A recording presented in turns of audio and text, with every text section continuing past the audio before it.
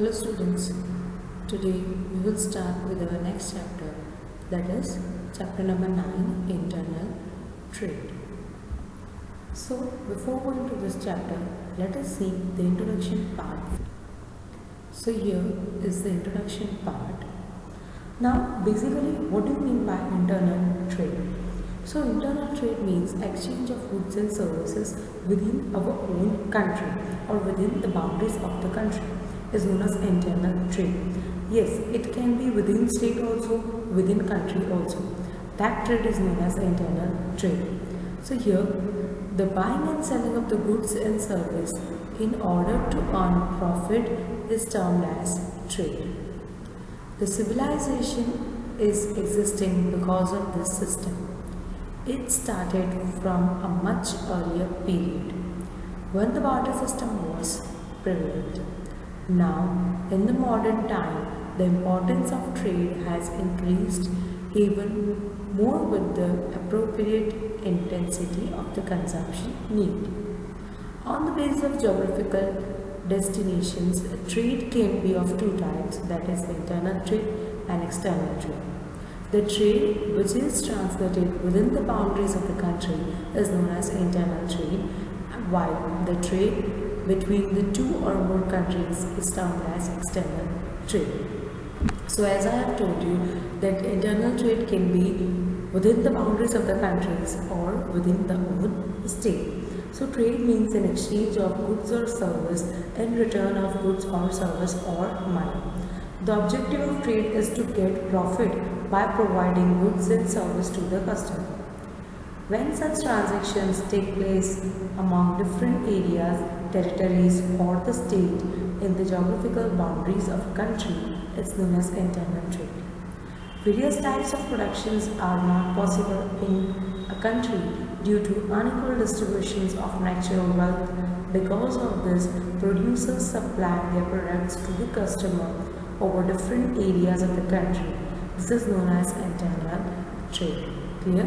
So this was the introduction part of internal trade. Now let us see the meaning of it. So internal trade is also known as domestic trade, is the buying and selling of goods and service within the confines of the international boundaries of a nation. So while import and export are important for the economic of a nation, most of its GDP contributions come from internal trade. Let us study it in some detail. So basically internal trade means it is also known as domestic trade. As such, the buying and selling of the goods is within the own country. So here we have the classification of trading activities. First is from the viewpoint of boundary. Second is from the viewpoint of distribution. Third is from the viewpoint of payment, and fourth is from the viewpoint of delivery of goods. Now let us see the first one, that is from the viewpoint of boundary.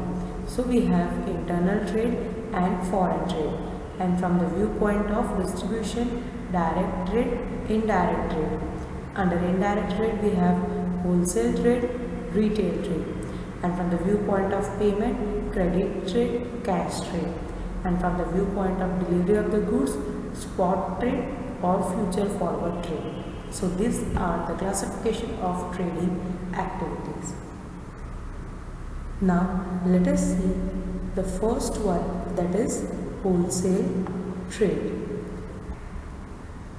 So a trader purchases the goods in the large quantity from the producer and sells the goods to the retailer as per their requirements in small quantity, is called wholesale trade. Thus, wholesaler is the connecting link between the producer and the retailer. So what he do is he purchases the goods, the trader purchases the goods in large quantity from whom? From producer, and that goods he sell to the retailer as per their requirement. So the chain is that producer first what he do is he produce the goods, and from that produced goods what wholesaler will do, he will collect those goods from the large quantity from producer, and then he will sell in the small quantity to the retailer, and the retailer will sell those goods to customer. So this is the link, and this is the chain that goes on. First from producer to it will go to wholesaler, then from wholesaler to retailer, and from retailer to customer. Clear? Now let us see the services that are provided by wholesaler to producer. So the first one is order in large quantity. Second, information of market. Third, freedom from the storage of goods. Fourth, freedom from the worry of sales. Fifth, relief in capital. And sixth is freedom from the risk. So these are the 6 services that are being provided by wholesaler to retailer. Now let us see each of them one by one. So the first one was order in large quantity.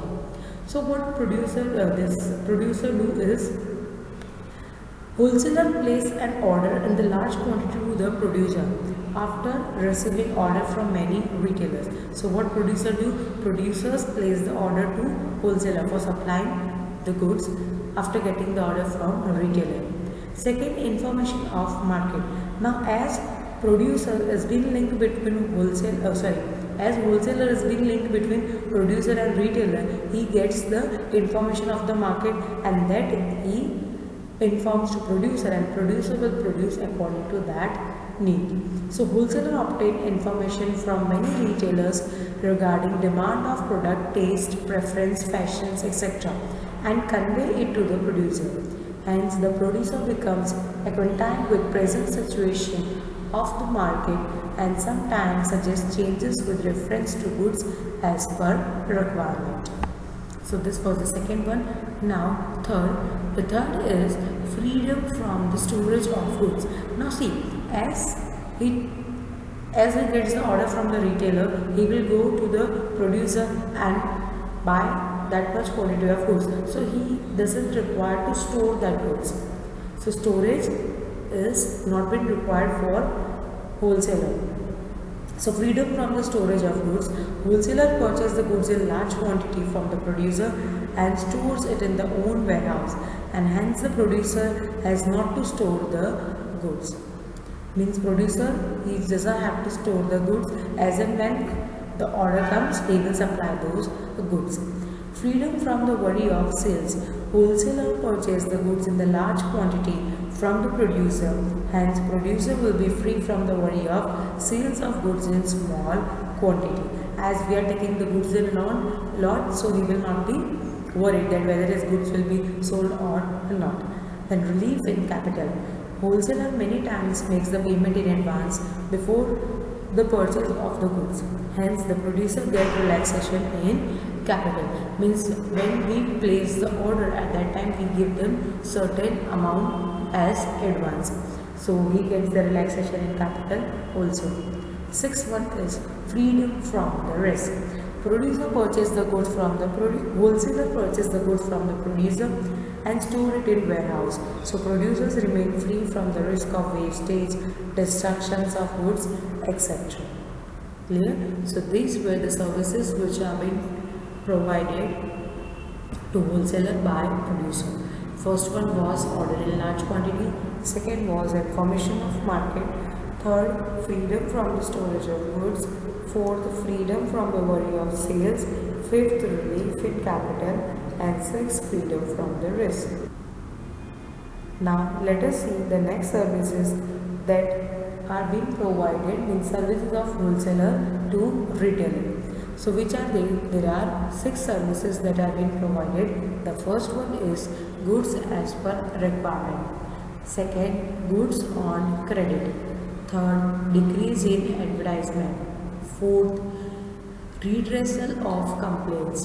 Fifth, freedom from risk. And sixth is guidance. So these are the services that are being provided to a retailer by wholesaler. Now let us see each of them one by one. So the first one was goods as per requirement. The wholesaler supply goods to the retailer in sufficient quantity whenever it is required. Hence, a retailer has not to store the goods. Clear? Next, goods on credit. Now whenever we purchase the goods, what we do is first we purchase the goods and after 1 month we do the payment for the sale. Every month they are having them in book they are keeping, and in that book they are writing whatever goods they have sold, and after 1 month or whatever the specified time period is decided, after that time period they do the payment. So firstly we are purchasing the goods on credit. The wholesaler sells the goods on credit to retailer, hence they can carry out more business with less capital. Third, decrease in advertisement. The retailer obtains the advantage of advertisement by giving wholesaler and efforts of sales promotions, so it decreases advertisement expense of retailer. Fourth, redressal of complaint. The retailer conveys the complaint to the producer through wholesale received from the customers regarding the goods, and thus wholesaler becomes helpful in the quick redressal.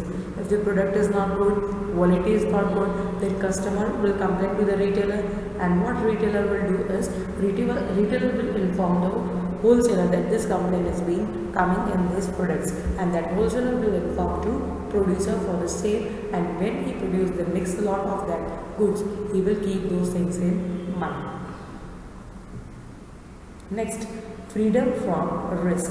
The wholesaler gives freedom to the retailer from the risk such as wastage, lost goods, increase or decrease in price, etc. because the wholesaler stores the goods. 6. Guidance. Wholesaler gives the advantage of his knowledge and experience to the retailer. Particularly, he gives the guidance regarding pricing the goods, its use and sales. Next, let us see retail trade. What do you mean by retail trade? So, when the goods are purchased neither in small or large quantity from the wholesaler or producer are sold to the customer as per requirement, it is known as retail trade. The retailer is in direct contact with the customer, so he understands their needs. As a result, he tries to provide better services to customer. Thus, retailer is a connecting link between the wholesaler and the customer in the channel of distribution of goods. So, retailer is a connecting link between whom? He is a connecting link between wholesaler and customer. Whatever the customer's needs are there, taste, preference, each and everything, retailer gets all those information and he passes those information to the wholesaler, and wholesaler then passes the information to the producer, and then as per that requirement he produces the goods. So he is a connecting link between the wholesaler and the customers. Next, services that are being provided of services of retailers to wholesaler and producers. So which are those services? So here we can see there are 3 services that are being provided. The first one is information about market, second helps in advertisement, third increase in creditability. These are the 6 services of retailer provided to wholesaler and producer. First one, information about market. A retailer understands the demand for the goods of customers, taste, preference, etc. as he is in direct contact with the customer. Thus, he supplies this information to producer through wholesale. Second, helps in advertisement. A retailer advertises the producers and wholesaler by placing their signboards, pamphlets, samples at his premises. Third, increase in creditability. A retailer sells the goods to the customers by purchasing from the producer or wholesaler, providing better quality goods at the reasonable price. As a result, his creditability increases in the market. So these are the 3 services that are being provided to wholesaler and producers. Clear?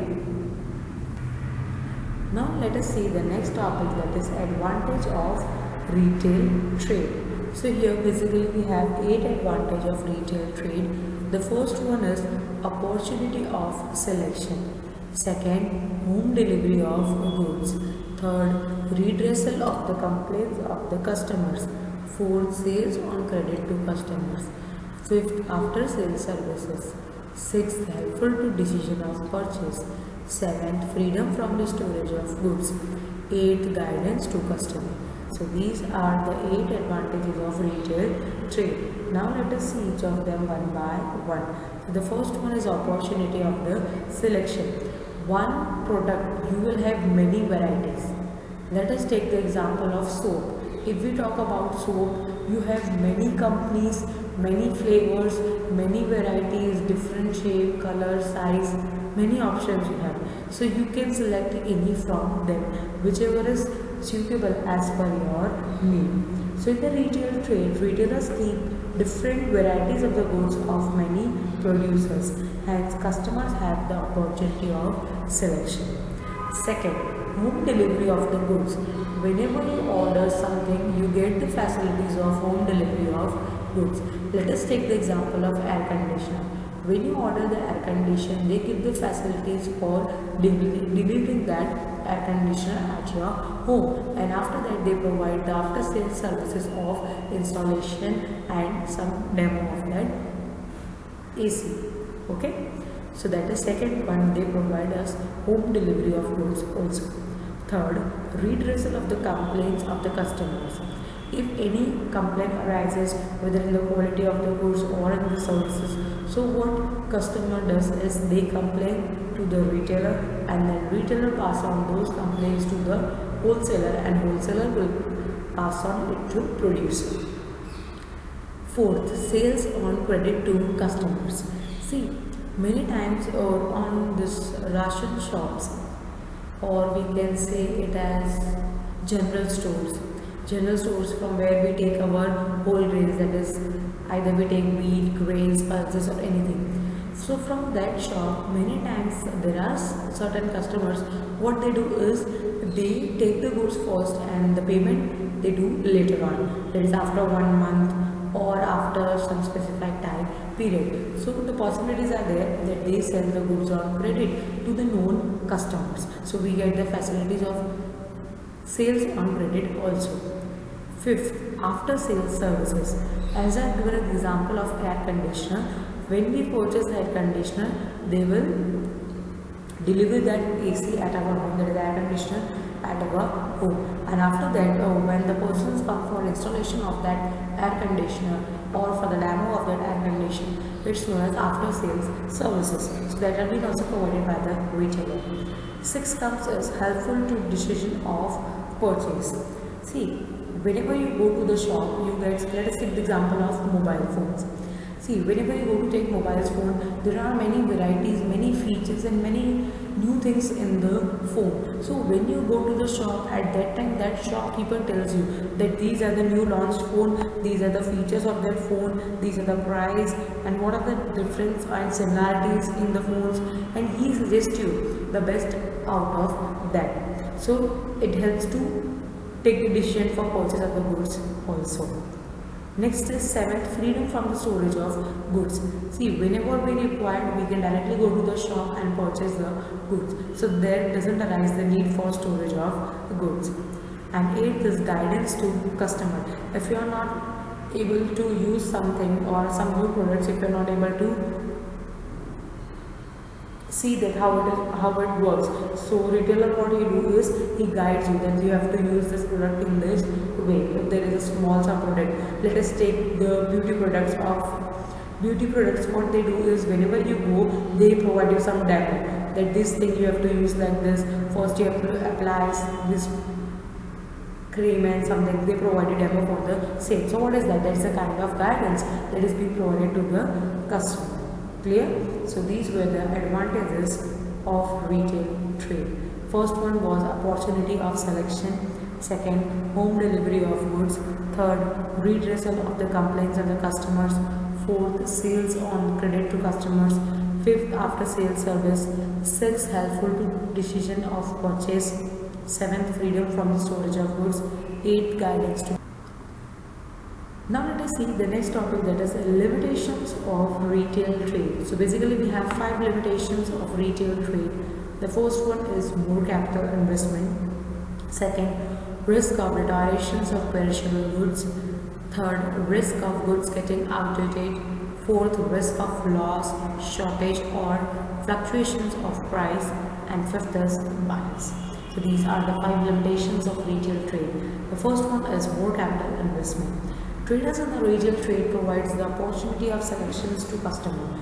For this, he has to keep various products of many producers, hence he requires large capital.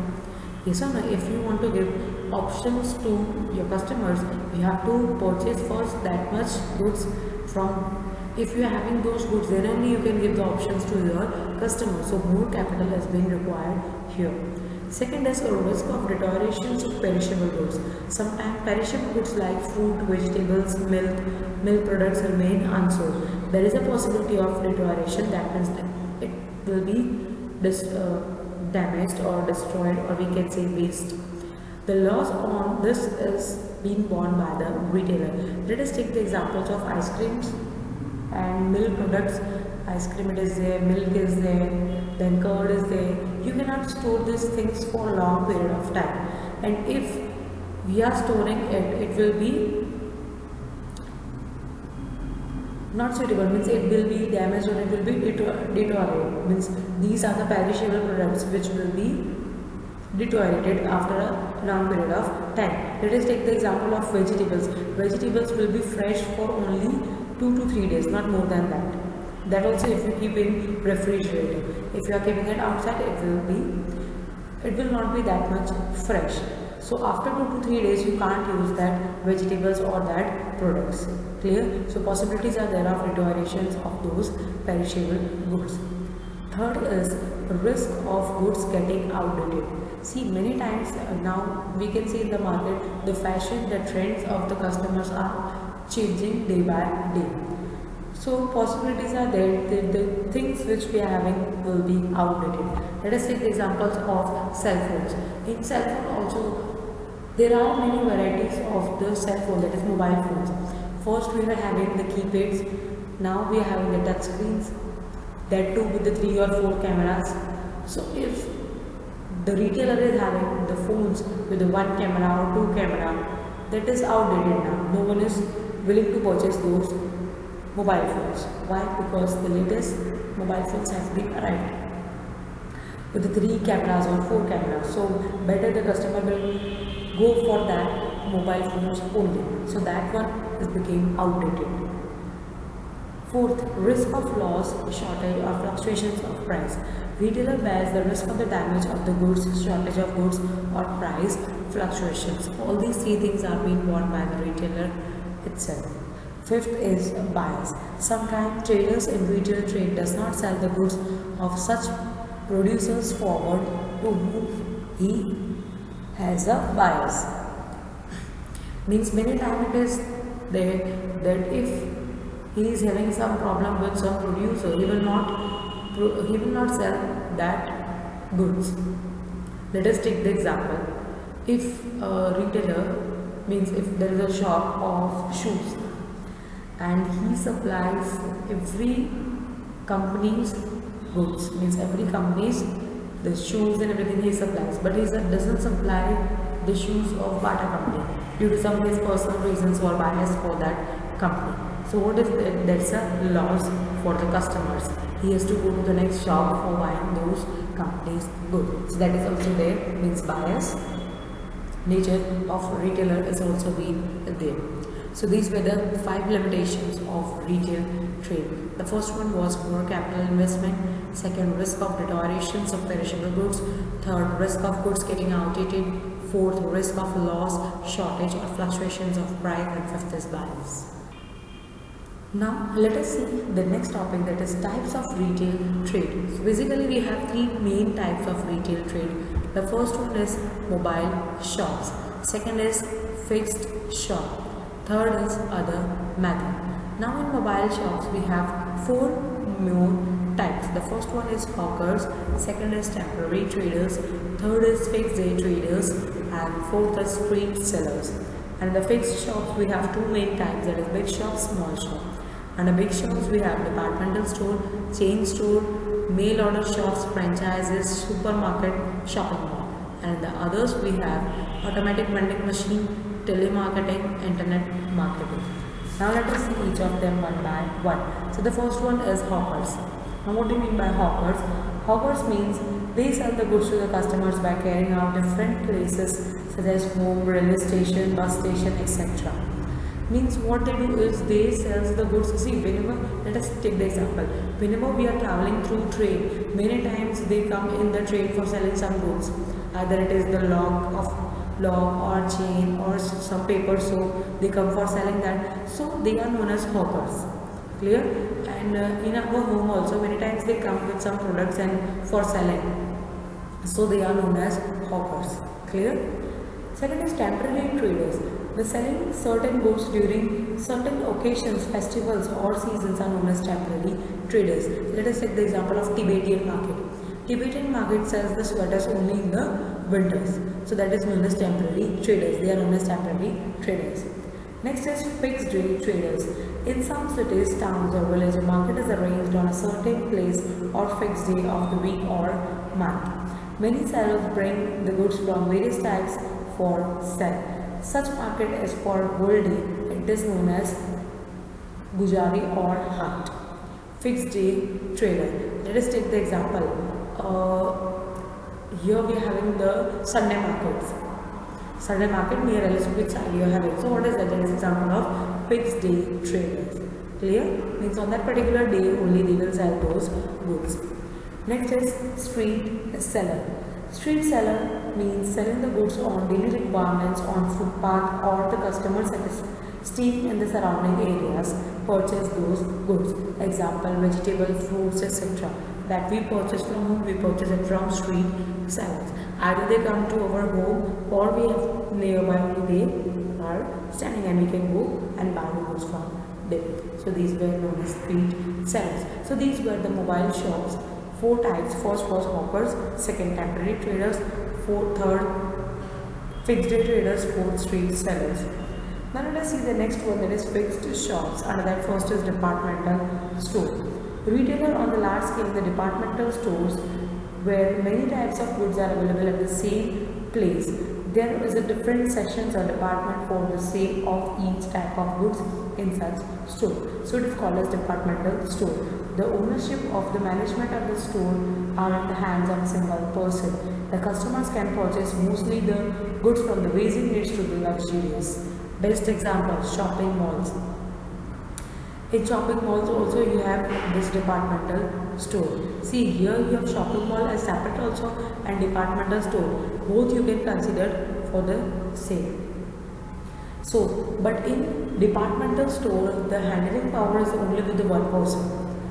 In departmental store, you can also take the example of Bata store. Bata store manufactures shoes also and luxury party wear shoes also, then formal also, informal also. You also produce the bags also. So in one store you get varieties of the product. Means different departments they have made. That ladies department is here, gents department is here, then casual department is here, formal department is here, then this purse, ladies purse and each department is separate. So separate departments are made, but it is being handled by only one person, that is the owner of that particular shop.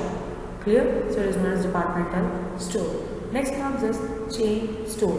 The chain store sells the goods in the retail on large scale. These stores are commenced by a single person in the different places or cities. Generally, the limited items of essential commodities of the same class are sold in such stores. An external layout of each store is the same. Let us take the example of Monginis. Now Monginis is what? Monginis is a chain store. Means whatever the banner of Monginis is there, means the hoarding, we can say the Monginis, whatever the hoarding or banner is there, that will remain same for each and every Monginis shop. It is known as chain store. McDonald's, the layout of McDonald's will be same in all the McDonald's. You can see that M is written and that one statue is being there of McDonald's. So it will be same in all the McDonald's. So it is known as chain store. Next, mail order shop. Orders are received from the customers by sending catalog through post. Goods are also delivered through post and payments of money is made through post at the time of delivery of the goods. It is known as mail order shop. Now what do we mean by mail order shop? See, for the mail order shop you can get the best example of Oriflame company. In Oriflame company what they do is they courier the catalog to you, and from that catalog you select the products and you buy those products. So that is the example of mail order shops. Next is franchises. Franchises, a special right is given by signing on a contract with the company having particular trademark or brand to sell its product or services, to manufacture its product and sell it is called as franchises. Amul, best example. For Amul, you can take the franchises in each and every product of Amul you can sell. Clear? Next is supermarket. Supermarket is a retail shop selling on a large scale. It sells the products to the customers at the reasonable price by purchasing large quantity from the reputed companies or producers. This type of stores attract the small shopkeepers too. All the types of products of daily requirements are sold in the supermarket. The supermarkets are located in various big cities or towns in the country. They are big sized from the viewpoints of construction. So from supermarket you can get the daily required things. Let us take the example here of Kalapur market, Kalapur vegetable market. So there you can get the amount in a large quantity, either for the personal use also you can go there, and some small shopkeepers, that is vegetable vendors, also go there and buy the goods. So that's the example of supermarket. It is in the large size and you can go and buy the goods from there also. Next is shopping mall. Shopping mall is developed due to the change in the departmental stores in the modern time. In constructions of shopping mall is larger than the supermarket, in which many small big shops are commenced under the ownership of a single person or more than one person. Let us take the example of Alpha One. In Alpha One you have many shops and cinema halls, food court, many things are there. So we can take the example of shopping mall and that. Now let us see the next one, that is other methods. First is automatic vending machine. This is one kind of automatic machine for selling products by which retail trade is made. Products are arranged in advance in this machine. Customer has to drop the current coins in the machines to purchase product like newspaper, cold drink, ice cream, coffee, etc. How many coins are to be inserted in this machine is initiated on the machine. The required products come out from the machine as the coin is inserted in the machine. This type of machines render services for 24 hours by 7 continuously. The expense of salary, training, etc. of the salesman decreases because of this automatic vending machine. At present time, these machines are being seen at the public place like shopping malls, airport, railway stations. This type of machines was invented by Greek engineer and mathematician Alexander Hero. Clear? So automatic vending machine means directly you can insert the coin in that and you can get the product from that particular machine. In railway stations you might have seen this machine is there for the water bottles. You have to insert the coin and that bottle will come from that and you can use that water bottle. So this is automatic vending machine. Next is telemarketing. Potential customers are contacted with the telephones or mobiles to provide commodity or services in this method. Interested customers are being directly visits and they are provided information at the time and place contained to them through fixing appointment on telephones or mobile. These methods of selling is called telephonic marketing. This method is useful for loan, financing, insurance service, credit card, etc.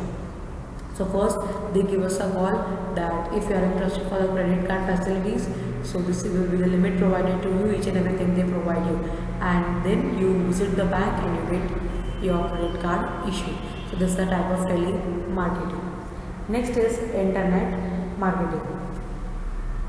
Producers places the advertisement of the different products on different medias on internet like email, portals, browsers. Sometimes they have their own website like Flipkart, Snapdeal, Amazon, etc.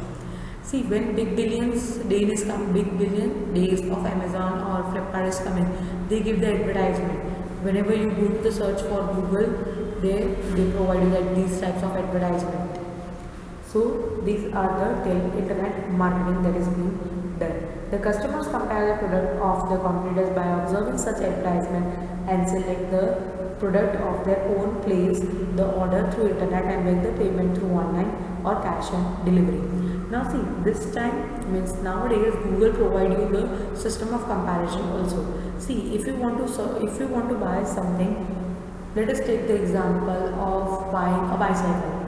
So if you want to buy a bicycle, if you are searching on the Google that I want to buy the bicycle or bicycle, you search, then you will have the options. First will come then all, then news, then images and shopping. So when you click on that shopping option, you get the list of bicycles with the related price and companies. The Amazon may be showing separate price, Flipkart will be showing separate price, so you can easily compare. You can see the ratings for the same product, quality you can see, reviews you can go through, and then you can buy the same. Clear? So this were the types of trade. Now let us see the terminologies of trade. So basically we have four terminologies of trade. The first one is cash on delivery, that is COD. Second, free on board, that is FOB.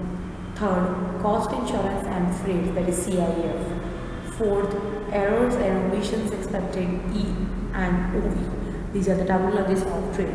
The first one is cash on delivery. Whenever you purchase some good and when that parcel comes at your home and then you provide the cash, it is known as COD, cash on delivery.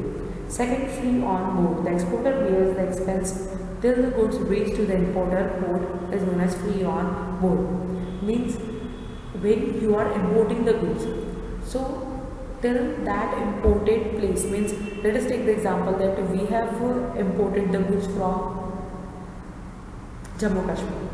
So from that Jammu Kashmir to Gujarat, whatever the expenses are being there, that will be borne by whom? That will be borne by exporter. Clear? Next, cost insurance and freights. When invoice includes the cost of the goods, insurance and freights is known as CIF. Cost, insurance and freights means invoice. Invoice means the bill amount that will include cost, insurance and freight is known as CIF, invoice. Fourth, errors and omission expected. Generally, errors and omissions expected are mentioned in invoice, which means any accounting or calculation methods are accepted to the issuer of the receipt. Means if there is an errors or omissions in the receipt, it is being accepted. Clear? So these were the terminologies of trade. The first one was cash on delivery. Second, free on board. Third, cost and insurance and freights. Fourth, errors and omissions. Now let us see the difference between departmental store and chain store. The first difference is to supply all types of goods to customers at the same place, and in chain store to supply goods by reaching near the customers at various places.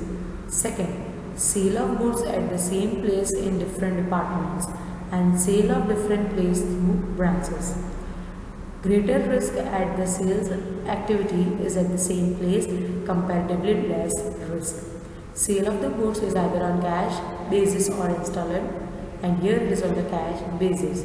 And here wider opportunity of selection to customer is available, here less opportunity is being available. Once again, in departmental stores you get all types of goods, and in chain store all type of goods you get at same place, but in chain store you get it at various places. Second was at the same place you get varieties of the goods, but here sales at the different place through branches. They do the sales from different places and different branches. And in departmental store risk is greater, in chain store risk is less. In departmental store sales is made on cash or installment basis, but in chain store sales is made on cash. Here departmental store have wider opportunity of selection, chain store has less opportunity of selection. Next comes this difference between retail trade and wholesale trade. In retail trade we require less capital, and in wholesale trade we require more capital. Purchase and sale is on a small or large quantity in the retail trade, and in wholesale trade purchase and sales is on a large quantity. It is a connecting link between customer and wholesaler. Retailer is the connecting link between whom? It is a connecting link between customers and wholesaler. And wholesale trade is a connecting link between retailer and producer. Sell various products of many producers or wholesalers, and sells the various products of the limited producers. Comparatively, retailers are more in number. Comparatively, wholesalers are less in number. Means retailer you have more, but wholesaler you have less in number. Clear? So this was the difference between retail trade and wholesale. So with this we complete our chapter number 9, that is internal trade. After this, notes will be sent to you. From that notes you have to write it down in your fair book, and in your textbook on page number 109 you can see the exercise for the same.